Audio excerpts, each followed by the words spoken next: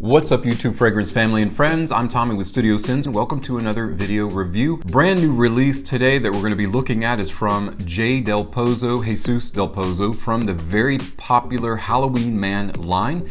It is Halloween Man Hero. So when we come back, we're going to take a closer look at this very colorful release, see if it might be one of the better Halloween Man fragrances to come out in the line in a while, that and more, so stay tuned.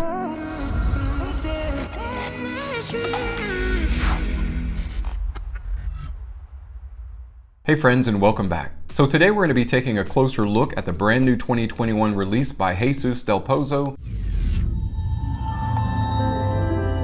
Halloween Man Hero. Now Halloween Man, and in particular Halloween Man X, has been dopest releases from Jesus Del Pozo ever to come along and be a cheapie. One of the most all-around hyper-versatile cheapies. I've worn this so much, it's such a great fragrance and I never get tired of how unusual it is. All the variations in the notes, how well it works on pretty much any occasion that you can find for it. When I heard of the new release Halloween Man Hero, I was very intrigued, specifically because it's going to be like a spring and summer version of Halloween Man X, or at least a little bit. But before we go deeper into those notes and talk more about the fragrance, let's take a look at that presentation.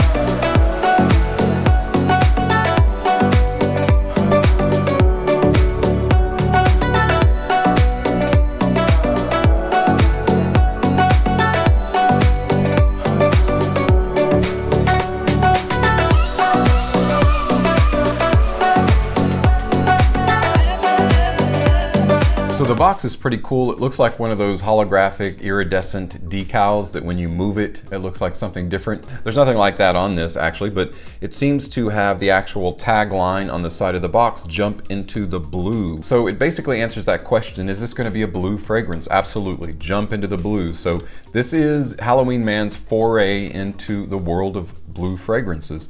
And you can kind of tell when you look at that note breakdown, which we'll talk about in a second, but the box is all pretty much bluish purple or iridescent because it's showing green too. You've got Halloween Man on the top, Halloween Man Hero. It's 125 ml bottle size, which is standard for Halloween Man. On the bottom, it tells you that it is an eau de toilette concentration, along with your ingredients, your stickers, batch code, UPC, additional distribution information there. And that's pretty much it for the box. The bottle itself features a silver top with a multicolored gradient because you go from blue into purple into yellow, which is the little bit of glass at the very bottom.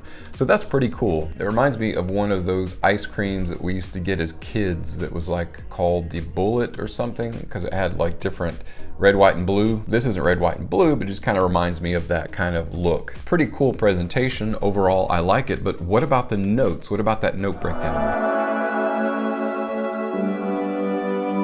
Halloween Man Hero features top notes of lemon, ginger, and grapefruit, with heart notes of lavender, sage, aquatic flowers, and marine notes, resting on a base of cashmere, patchouli, amber extreme, and moss. Relatively stoked about that note breakdown, so let's go ahead and bust into the juice and see what that is like. The cap is just the typical plastic cap for Halloween Man. I really like these bottles. They fit really good in the hand. They look great on the shelf, and around the very top it actually says Halloween Man as you turn it. Very nice fragrance for a very economical line of fragrances. Very good quality. And the atomizers are great. You can almost like mediate the juice, how much you want to come out.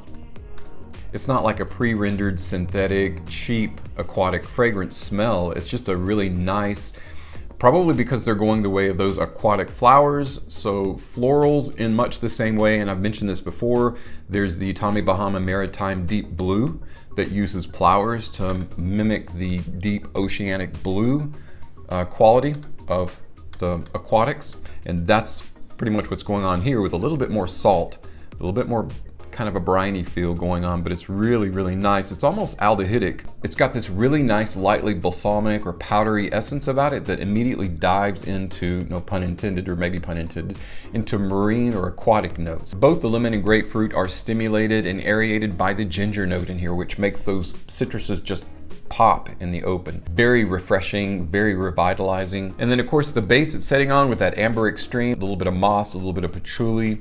You get a little bit of sense of earthiness there, almost like a woody driftwood. It's a little bit Aqua de Jo-ish, which is not a bad thing, but it's not trying to mimic, I don't think it's trying to mimic Aqua de Jo. I actually do think it's successful in retaining the DNA of the Halloween Man line, which is greatly exaggerated and brought out in a very positive way by Halloween Man X, which is probably still my favorite in the line. Let's try it out on skin. Call me slow, but I'll eventually get there. So I finally figured out what the tri-gradient is going on. What the tri-gradient's going on here. So basically the purpose of the bottle is to look at it like that. Think about it, you've got lemon, grapefruit, and ginger. And if you had to colorize those three fragrant notes, what color would it be? Right there. And in the heart, you've got lavender, aquatic flowers, and marine notes. And if you had to colorize those and blend them together, what color would it be?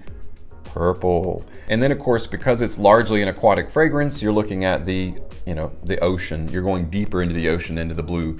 That's at least my idea of what they were doing with that tri-gradient. Kind of like that they flipped it on its head, literally. Interesting concept for the marketing of the fragrance, for the presentation, if it's in fact what they were doing. If not, that's fine.